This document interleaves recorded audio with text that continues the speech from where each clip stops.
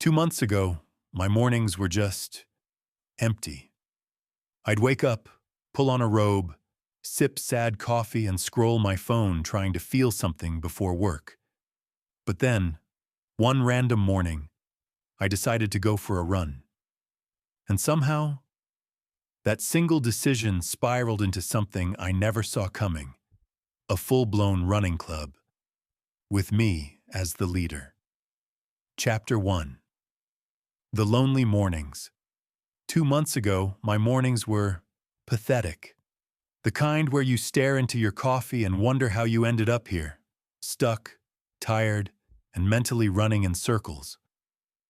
I'd be in my robe at 6:30, phone in one hand, mug in the other, playing pointless mobile games and convincing myself it was relaxing.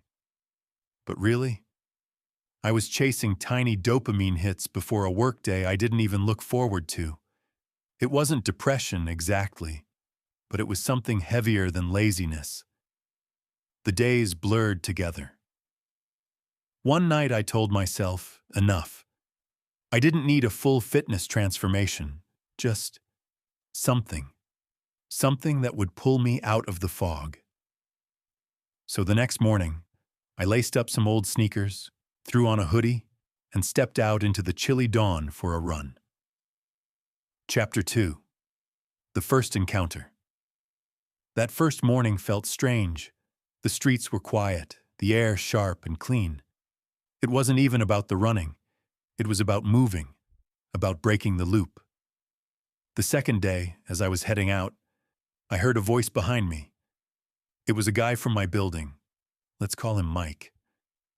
He spotted my headphones, my hoodie, my half-awake shuffle, and asked, "Morning run?"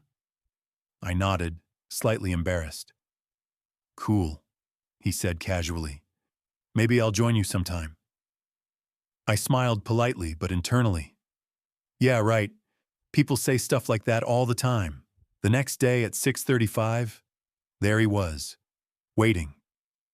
Chapter 3. The Snowball Effect. Running with Mike was surprisingly fine.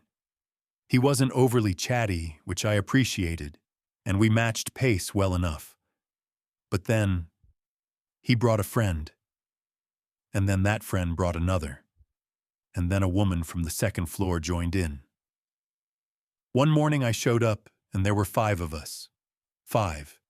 At 6:30 in the morning. Someone made a group chat, and, without my consent, I got labeled the organizer. They even gave it a name, the Sunrise Striders.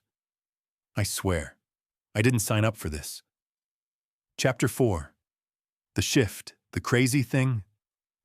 I started to feel responsible.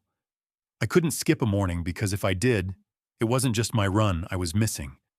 I'd be letting down my club. It hit me one morning when my alarm went off, and my first thought wasn't, "I'm tired," but "they'll be waiting." And here's the kicker. I didn't hate it. The same person who once couldn't drag themselves out of bed now had people counting on them. And that felt good. Chapter 5. The New Me. The transformation wasn't just physical. It was in the way I carried myself, the way I felt walking into work after a run, the little inside jokes in the group chat. 2 months ago, I was drinking sad coffee in a robe, alone. Now, I'm leading a group of people I barely knew before, all because I went for one unplanned run. Life didn't change in one grand, cinematic moment. It shifted in tiny, almost invisible ways, until one day I realized I wasn't the same person anymore. I didn't set out to lead anyone, but somehow by showing up for myself, I started showing up for other people, and in the process, I built something that made me feel alive again. Sometimes the biggest changes start from the smallest, most random decisions. I didn't plan to start a running club.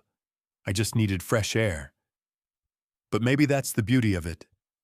You never know which tiny choice will change your life. If this story made you smile, tap that like button and tell me in the comments, What's the smallest decision you've made that ended up changing everything? And of course, subscribe for more real-life stories like this.